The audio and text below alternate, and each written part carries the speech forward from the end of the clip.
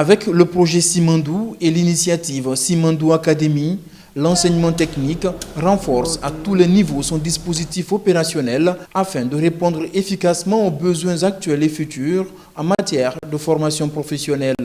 La remise de véhicules neufs tout-terrain aux secteurs régionaux est inédit dans l'histoire de l'enseignement technique. Un signal fort qui décrit une volonté politique de donner à ce secteur éducatif une dimension plus importante dans l'enseignement en Guinée. Les inspecteurs régionaux sont des bras armés du ministère de l'enseignement technique en quelque sorte. Par endroit, c'est très difficile l'accès pour aller faire des contrôles de mission dans les écoles. Donc les inspecteurs ils fournissent beaucoup d'efforts, mais avec leur patience.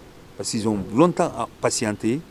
Et Madame la ministre aussi a jugé utile de les doter des véhicules de service pour qu'ils puissent faciliter leur mission.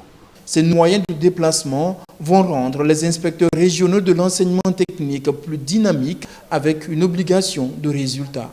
C'est un événement historique pour notre ministère. Pour la première fois, un engin roulant en faveur des inspecteurs.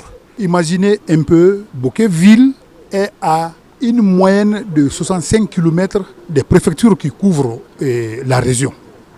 Et avec l'état des routes, et faire ça sur une moto comporte suffisamment de risques.